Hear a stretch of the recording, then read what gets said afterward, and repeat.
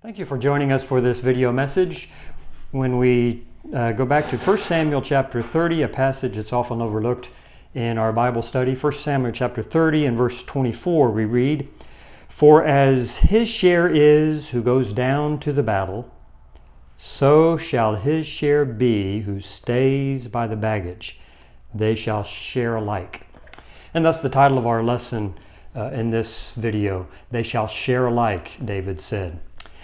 This account takes place during the time that David is fleeing from King Saul. And there was an occasion during this time where David and his 600 men are away from home. And while they're gone, their homes were ransacked by some Amalekites.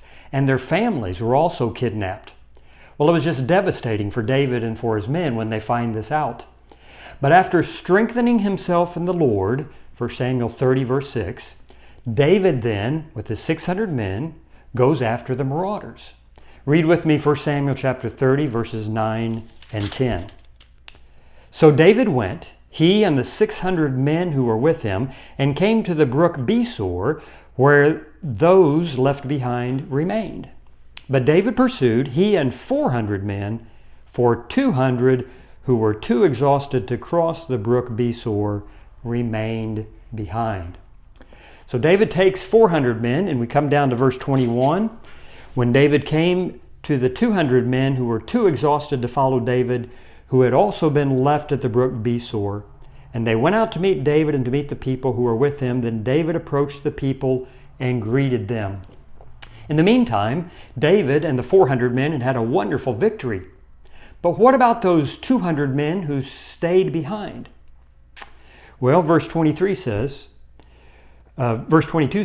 "Then all the wicked and worthless men among those who went with David said, 'Because they did not go with us, we will not give them any of the spoil that we have recovered, except every man his wife and his children, that they may lead them away and depart.' Then David said, 'You must not do so, my brothers, with what the Lord has given us, who has kept us and delivered into our hand the band that came against us. And who will listen to you in this matter? For as his share is who goes down to the battle, so shall his share be who stays by the baggage. They shall share alike.' So it has been from that day forward that he made it a statute and an ordinance for Israel to this day." I think there are three important lessons we learn from this passage in the Bible. Number one, we are at our best when going through some kind of affliction. When the 200 stayed behind back at the brook Besor, there is not one complaint mentioned there in verse 9. And that's because they were all in distress. They had all had their homes ransacked and their families taken.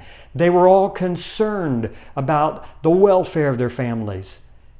They were all in the same boat, and no one murmured against another. Today, we may not like adversity, but we have to confess that we're usually more united in the midst of it. Whether it be fighting a world war or a fight to continue assembling for church services during a pandemic, that's when we tend to be more united and at our best. Which leads us to the second point. Success often tends to bring out the worst in us. Only after the 400 men return from that great victory, from that great conquest, do they begin to complain. We read in the text, "Then all the wicked and worthless men among those who went with David said, 'Because they did not go with us, we will not give them any of the spoil that we have recovered.'" Thankfully, they were willing to allow them to have their wives and children. But it illustrates how that we soon forget our past in times of victory. We soon forget our affliction. We soon forget what we all had in common the moment there is some victory. We become puffed up, and we start comparing what we've done with what others haven't done. In times of prosperity, we lose our sensibility to the plight of others. We lose our sense of compassion. After all, those 200 men were too exhausted to cross, verse 10 tells us. But these had forgotten all of that. And so prosperity is as real a test of what men are as is adversity. And David reminded those men, what we have is what God has given us.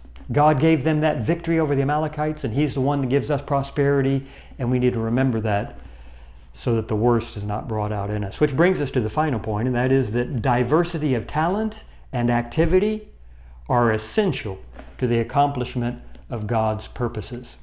In other words, the care of the baggage by those 200 men was as necessary as the pursuit and attack on the enemy by the 400. And David made that point by legislating an equal share for everybody afterwards, verse 24.